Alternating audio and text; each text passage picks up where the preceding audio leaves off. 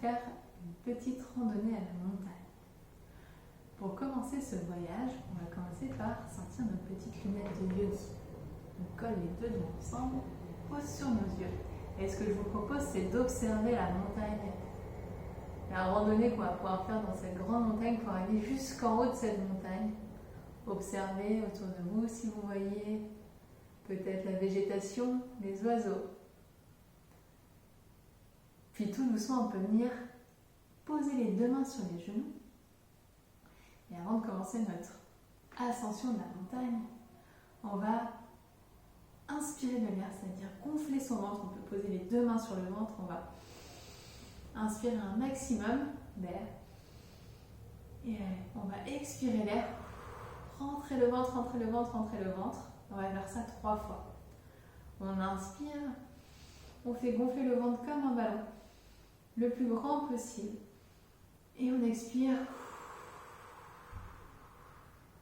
Encore 2 fois, on inspire, on gonfle ce ventre fort, fort, fort. Essayez de faire un plus gros ballon qu'avant. On expire, on rentre. Et une dernière fois, on inspire. Et on expire, on souffle tout l'air, comme si on dégonflait tout l'air du ballon. On va commencer à s'échauffer parce qu'on ne va pas à la montagne comme ça sans s'échauffer. Donc on va commencer par échauffer la tête. On va faire des petits non avec la tête. Puis on va faire des petits oui. Et on va faire des petits peut-être en levant les épaules plus près des oreilles. Et on relâche. Puis on va faire des petits mouvements avec les bras pour bien échauffer. On relâche les mains, on peut même faire des tours en même temps. Est-ce qu'on arrive à faire des tours avec nos mains en même temps qu'on fait des tours avec les épaules? Ça dans un sens, et on fait l'autre sens aussi. Et des formes un peu bizarres avec le corps. Puis on va lever les deux bras vers le ciel et essayer d'aller toucher le plafond avec les deux bras vers le ciel. Et on relâche. On va pouvoir tout doucement se mettre debout. Et on va venir essayer de décoller les deux talons pour venir sur la pointe des pieds sans tomber. Et on repose les deux pieds. On lève les deux talons. Et on repose. Et une dernière fois, on lève les deux talons. On repose. Et on va commencer à monter un peu les genoux comme si on marchait. Et on va essayer de monter les genoux les plus hauts possible. On monte bien les genoux bien haut. Et là, on va essayer de taper les pieds sur le sol. Comme si on courait sur place. Commence à bien s'échauffer. On relâche. Et enfin, on va faire des petits tours avec le bassin. Comme si on dessinait un grand cercle ou un grand O avec le bassin. Dans un sens, puis dans l'autre. Et enfin, pour terminer, comme on s'apprête à faire une grande randonnée, on va essayer d'avoir le plus beau soleil qu'il y a. Donc, je ne sais pas quel temps il fait chez vous aujourd'hui. Bon, aujourd'hui, il y a un grand soleil, mais il y a quelques petits nuages. Donc, on va monter sur la pointe des pieds, lever les deux bras vers le ciel et on va essayer de pousser tous les nuages avec les mains. Je me baisse pour que vous voyez. Et on enlève tous les nuages. Et une fois que tous les nuages sont partis, on revient sur les pieds, on attrape notre sac à dos et on commence notre petite balade. Donc, comme on vient de faire, on peut avancer. Sur place, on lève bien haut les jambes. On commence à monter cette montagne. Et là, on observe un peu tout ce qu'il y a autour de nous. Qu'est-ce que je pense à voir? Le chemin avec les petits cailloux, la terre. Et moi, là, ce que j'observe, c'est des arbres. Les arbres, il y en a de plein de sortes. Donc, quand je regarde la posture de l'arbre, on est debout. Et on va peut-être ouvrir une jambe sur un côté, le pied reste au sol. Mais si on va essayer, on peut essayer de monter le pied. Peut-être dans le bas de la jambe ou alors tout en haut de la jambe. Et là, on est dans la posture de l'arbre. La posture de l'arbre, elle est parfois compliquée à tenir. Il y a peut-être parfois un petit peu de vent, c'est normal. On essaie de trouver son équilibre. Si besoin, on peut tenir un mur, on peut tenir un meuble à côté de soi pour tenir l'équilibre. Et là, on observe les types d'arbres qu'on peut voir. Il y a peut-être des chênes, des noisetiers, des noyers. Peut-être même des sapins avec les deux mains vers le ciel pour faire le pic du sapin. Et comme on en yoga, on fait toujours les deux côtés, donc hop, On vient trouver l'arbre de l'autre côté. On observe tous les sapins qu'il y a. On observe aussi peut-être si d'un côté c'était plus simple que l'autre. Ça arrive, c'est normal. On n'est pas tout à fait fort des mêmes coups. Pareil des deux côtés, c'est normal. Tout le monde est comme ça. Des fois l'équilibre il est plus dur à trouver dans un sens que dans l'autre. Et si on est joueur, on peut même essayer de fermer les yeux. Mais là, c'est beaucoup plus compliqué. Et on reprend notre marche. Tout doucement, on lève les jambes bien haut. On lève les bras. Et on observe. Qu'est-ce qu'on va voler d'arbre en arbre? Moi, je vous donne en mille. Je vois des oiseaux. Les oiseaux sont comme ça, allongés sur le pied. Les deux ailes bien ouvertes sur les côtés. On peut ramener les deux pieds vers les fesses comme si c'était notre petite queue d'oiseau. Et là, on décolle le ventre, on décolle la tête, pardon, et on vient battre des ailes comme un oiseau. Et on passe d'arbre en arbre, on observe tout ce qui se passe en dessous de nous. On peut même essayer d'aller le plus vite possible, battre un peu plus vite des ailes. On peut même faire le bruit, si vous connaissez des bruits d'oiseaux. Puis tout doucement, on presse dans les mains. Et on va reprendre notre marche. Si on veut, on peut ressortir nos lunettes de yogi, nos jumelles de yogi pour observer si on voit d'autres choses sur ce trajet, sur cette montagne. Moi, j'entends un peu de bruit comme de l'eau. Je ne sais pas si vous avez déjà vu, si vous connaissez, dans les montagnes, des fois, on voit des cascades. Les cascades, c'est des grandes coulées d'eau. Et en yoga, on a une posture qui s'appelle la posture de la cascade. On vient sur le dos. Et on lève les deux jambes vers le ciel.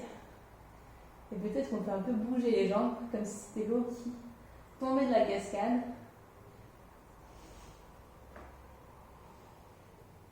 On peut imiter les bruits de l'eau, faire des vagues un peu plus vite, un peu plus lentes, comme vous le souhaitez. Ça dépend s'il y a beaucoup plu la veille ou pas, s'il y a beaucoup plu. Il y a plein d'eau qui tombe de la cascade. Au contraire, s'il y a fait plutôt beau, pas trop. La cascade, elle est plutôt toute douce.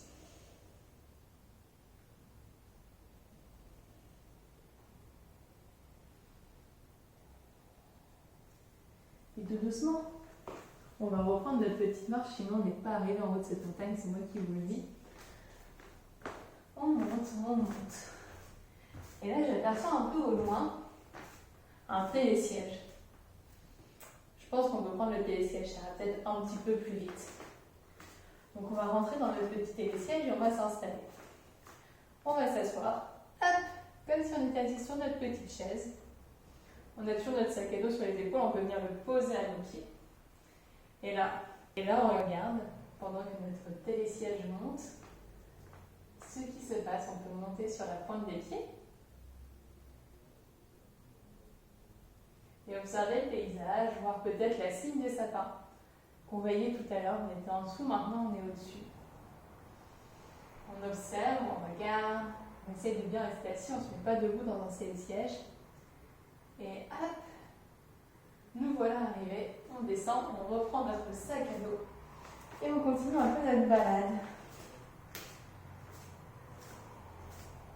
On va essayer de trouver un petit spot pour se faire une petite pause et un peu observer les animaux avec nos jumelles de yogi. Là, moi j'ai trouvé un petit spot d'herbe, plutôt sympa avec quelques petites fleurs, donc je vais venir m'asseoir et sortir un peu mes lunettes de yogi, voir tous les animaux que je peux voir avec ces lunettes magiques. On observe. Quel type d'animaux peuvent vivre dans cette montagne? Oh, moi là-bas, je vois un ours. Un ours. Faut pas trop se montrer devant les oursins. Et par contre, vous savez comment on fait l'ours? Moi je sais. On vient debout. Et on met les deux mains au sol, les deux pieds au sol, et on essaye d'avancer. Comme un ours. On peut essayer d'avancer en avant, en arrière.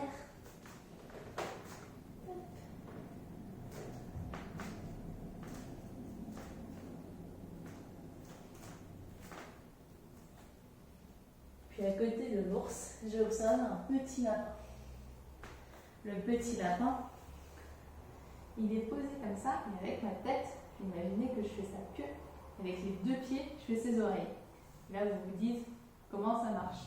On va venir poser la tête sur le sol, attraper les deux pieds avec les deux mains, et essayer de pousser les pieds dans les mains dans les pieds.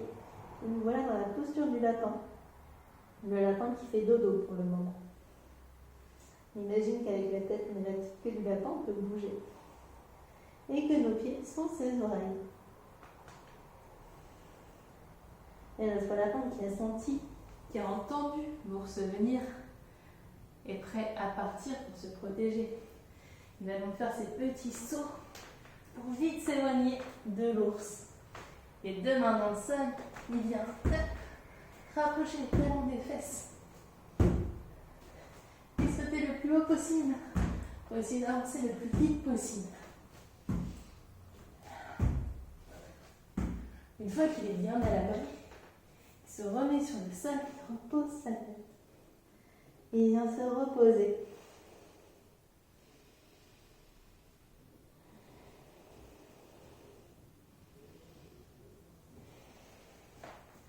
Et là, il est donc, j'en ai observé avec ces petites lunettes de yogi. Là au loin, je vois encore, oh là là, un loup.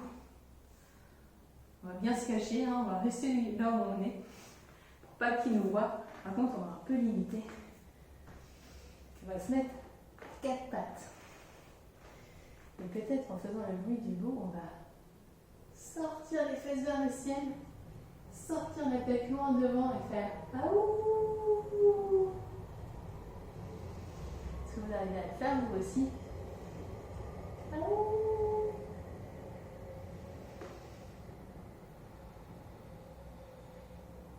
En tout cas, on reste bien assis, bien caché pour se protéger. Tout à l'heure, on a observé des oiseaux. Mais est-ce que vous connaissez un type d'oiseau qu'on voit souvent en montagne, avec des grandes ailes? On dit souvent que ce sont des rapaces. Ce sont des rapaces. Vous voyez de quoi je parlais? Je vais bien sûr parler de l'aigle. L'aigle qui fait un peu peur parce qu'il est très très grand, il a des grandes ailes, il a ce petit regard. En yoga, on a une posture qui s'appelle la posture de l'aigle. On va la faire. On va venir debout. Et il y a plusieurs étapes. La première étape, ça va être les bras. On va tendre les bras et on va passer un bras au-dessus de l'autre. Plier les deux coudes et peut-être on attrape nos deux mains comme ceci. Là, on a les mains. Et on peut rester là, c'est bien. Si on veut essayer de faire un peu plus dur, on peut lever les jambes et venir passer une jambe au-dessus de l'autre. On peut garder les deux pieds au sol. On fléchit un peu les genoux. Et si on est un peu d'humeur heureuse, on peut décoller un pied. Et là, on essaye de tenir dans la posture de l'aigle sur un pied, les deux mains collées. Et comme un aigle, on est fort, on sait où on va, du coup, on regarde droit devant. Nos mains sont un peu comme notre bec. Et on essaye de tenir. Si on tombe, c'est pas grave, on remonte, on y va. Et comme on a un yoga, on fait toujours les deux côtés. Donc déjà, on change le champ. Si on a pris les jambes, on change le changement des jambes. Et on change aussi le sens des bras. On attrape, on descend. Essaye de tenir, et c'est pas grave, on peut aussi le faire les deux pieds au sol. Ça tient bien, on est toujours un aigle. Tout doucement, on se relâche un petit peu. On va venir faire une petite pause. Et récapituler un peu tout ce qu'on a vu pendant notre petit voyage en haut de cette montagne. En premier, on a vu des sapins. Des grands sapins, on a aussi vu des grands arbres. Puis on a observé, venant des arbres, des oiseaux qui volaient de plus en plus haut. Un peu plus loin, on a vu une cascade avec l'eau qui coulait.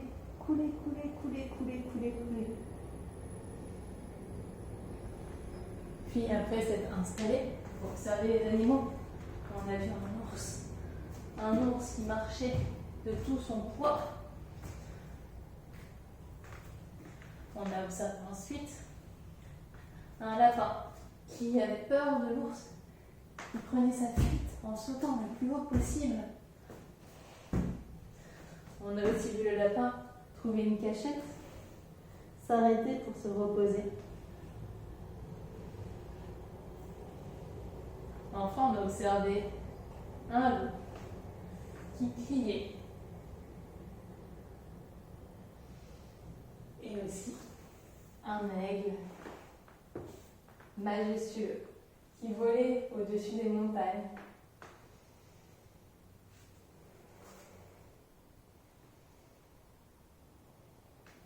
Tout ça avec nos lunettes de yogi, nos super lunettes de yogi. Donc je sais pas vous, mais moi je vais faire une petite pause. Et pour faire la petite pause, je vais installer ma petite tente. Donc je mets mes deux mains dans le sol, je pousse mes fesses vers le ciel, et voilà, j'installe ma tente. J'essaie de faire un grand triangle avec mon corps.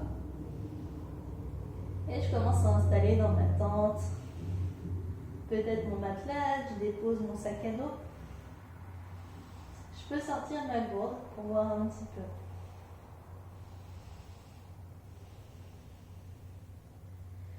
Puis je vais poser les deux genoux au sol et je vais venir me recroqueviller sur moi-même.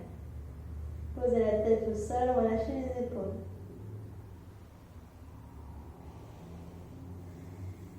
Et pendant ce moment, moi je vais vous raconter une petite histoire pour terminer notre aventure. C'est l'histoire de la fourmi. Car on a bien vu plein d'animaux dans cette montagne, dans cette randonnée. Mais il y avait aussi plein de petits insectes. Que ce soit des papillons qui volaient de fleur en fleur, mais aussi des fourmis. Donc cette histoire, c'est l'histoire d'une toute petite fourmi qui grimpe sur son gros orteil. C'est la chatouille. Tu la sens? Elle descend entre les doigts de pied. Elle sent que c'est un peu moite. Elle remonte d'un orteil à l'autre. Si tu bouges les doigts de pied, elle doit s'accrocher pour tenir bon. Elle continue sur ta jambe. Il y a des petites herbes, des poils, qui l'aident à ne pas déraper sur le tibia. Elle arrive sur une montagne, le genou.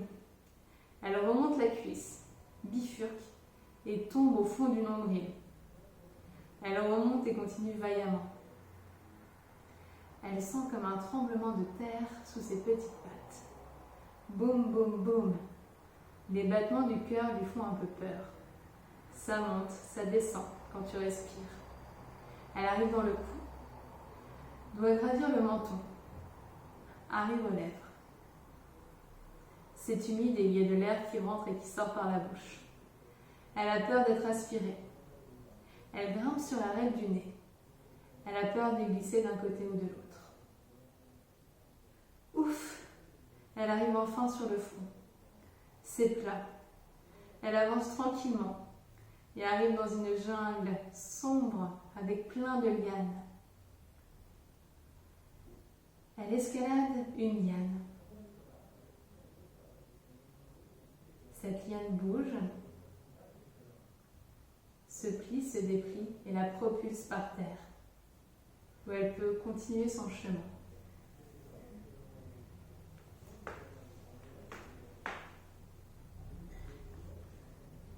Tout doucement, tu peux revenir te redresser, te mettre assis. On va coller les deux plantes de pied ensemble et tout doucement battre des ailes. Pour amener un petit peu de mouvement dans le corps, se préparer pour la suite de la journée. Que ce soit le matin, l'après-midi ou le soir. On va clôturer cette petite pratique avec ces petits battements d'ailes. Et on va faire une dernière fois une grande inspiration par le nez. Et on va souffler tout l'air en faisant un maximum de bruit.